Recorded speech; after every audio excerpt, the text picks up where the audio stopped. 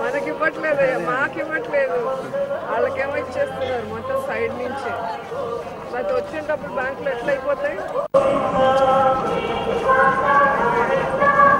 Half an hour 1 అవర్లో అయిపోతున్నాయి బ్యాంకులో, సైడ్ ఇచ్చేస్తున్నారు. బ్యాంకులు చాలా ఘోరంగా ఉంది. ఆ రోజు గొడవ చేస్తే కొంచెం ఏటీఎంలు తెరిచారు, లేకపోతే మొత్తం ఏటీఎంలు క్లోజ్. దేశంలో ఆర్థిక ఎమర్జెన్సీ సృష్టించి ప్రజల్ని భయోత్పాదనలు చేస్తున్నారు, హడలగొట్టేస్తున్నారు. నాడు ఎమర్జెన్సీలో మీరు చూస్తే రోడ్డు మీద ఉన్న జనాలందరినీ తీసుకెళ్లి జైల్లో పెట్టడం జరిగింది. ఈరోజు ఈ ఆర్థిక ఎమర్జెన్సీలో ఇళ్లలో ఉన్న వాళ్ళందరినీ కూడా రోడ్డు మీదకి తీసుకొచ్చే పరిస్థితి ప్రభుత్వాలు తీసుకొచ్చారు. పేదవాళ్ళకి, మధ్యతరగతి వాళ్ళకి, అమాయకులకి ప్రభుత్వం రోజు రోజుకి సమస్యలు తగ్గించాల్సింది పోయి రెట్టింపు చేయడం చాలా బాధాకరమైన విషయం. మొన్నటికి మొన్న నల్లధనం మీద బాంబు వేస్తున్నామని చెప్పి రెక్కాడితే కానీ డొక్కాడని సామాన్య ప్రజల మీద బాంబు వేసినట్టు ప్రతి ఒక్కరు కూడా అల్లల్లాడిపోతూ, చిన్న చిన్న వ్యాపారస్తులు వ్యాపారం చేసుకోలేకుండా, పేదవాళ్ళు పెళ్లిళ్ళు చేసుకోలేకుండా, మరి కూలి వాళ్ళు కూలీలు చేసుకునే పరిస్థితి లేకుండా ఏ విధంగా ఏటీఎంల ముందు మరి జీవితాల్ని కుటుంబంతో సహా గడుపుతున్నారో మనం కళ్ళారా చూస్తున్నాం. ఈరోజు ఈ భయం నుంచి బయటకు పడక ముందే మళ్ళీ బంగారం మీద దాడులు అంటూ మళ్ళీ ప్రజలందరినీ కూడా భయాందోళనకు గురి చేస్తున్న ఈ ప్రభుత్వాన్ని చూస్తుంటే మరి బీజేపీ ప్రభుత్వం కానీ, తెలుగుదేశం పార్టీ ప్రభుత్వం కానీ కొరివితో తలగొక్కోవడానికి రెడీ అయింది అనేది అర్థమవుతుంది. ఎందుకంటే ఏదైతే వీళ్ళు 500, 1000 నోట్ల రద్దు, మరి నల్లధనాన్ని కానీ నకిలీ ధనాన్ని కానీ బయటికి తీసుకొస్తామని చెప్పారో దాంట్లో పూర్తిగా ఫెయిల్యూర్ అయ్యారు, ప్రజల ఆగ్రహానికి గురయ్యారనేది స్పష్టంగా చూసాం.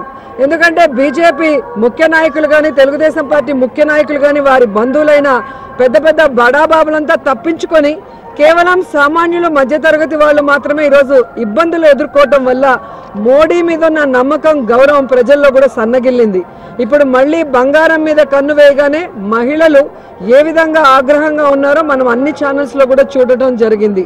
ఎందుకంటే మన హిందూ దేశంలో బంగారు అంటే లక్ష్మీదేవి. ఆడవాళ్ళందరూ కూడా తాలిబొట్ల నుంచి మరి ఏ విధంగా కాళ్ళ పట్టీల వరకు మరి ఒళ్ళంతా కమ్మలు, గాజులు అంటూ లక్షణంగా రెడీ అవుతారో ఆ బంగారం మీద కన్నేసి ఈరోజు వాటికి రసీదులు అడుగుతున్నారు. నేను మోడీ గారిని ఒకటే అడుగుతాను, మీ తల్లిగారి దగ్గర ఉన్న నగలకి మీరు రసీదులు ఇవ్వగలరా? మరి అనాదిగా వస్తున్న నగలన్నిటికీ కూడా ఇప్పుడు మీరు బిల్లులు ఇవ్వాలి అంటే ఎక్కడి నుంచి వస్తాయి? నిజంగా మీకు ఈ బంగారాన్ని అరికట్టాలి, ఏదైతే ఈ బ్లాక్ మనీతో కొన్నది అంటే మీకు ధైర్యం ఉంటే ఫస్ట్ అంబానీ ఫ్యామిలీ నుంచి, అదానీ ఫ్యామిలీ నుంచి స్టార్ట్ చేయండి.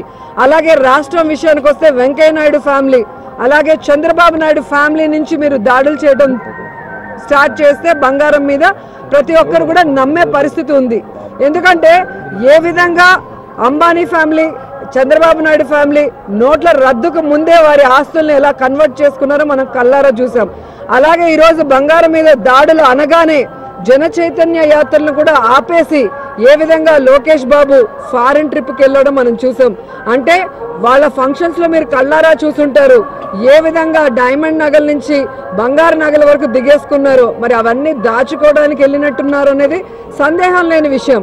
ఎందుకంటే ఈరోజు లోకేష్ బినామీ అయిన ఎరపతి శ్రీనివాస్ కూతురు పెళ్లి ఏ విధంగా హాయ్లాండ్లో ఘనంగా జరిగిందో చూసాం, కోట్లాది రూపాయలు వెచ్చించి.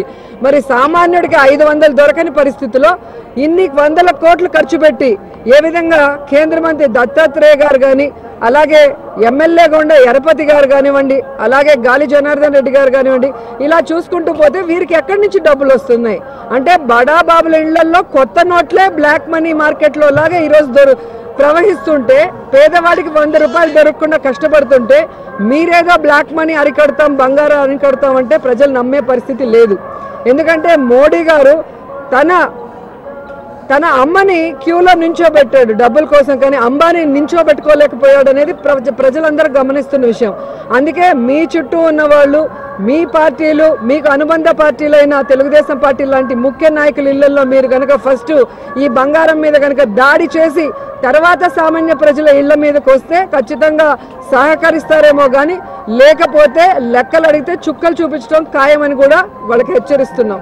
ఈ వీడియోపై మీ విలువైన కామెంట్స్ ని మాతో షేర్ చేసుకోండి. అండ్ ఇంకో విషయం, సబ్స్క్రైబ్ చేయడం మర్చిపోకండి.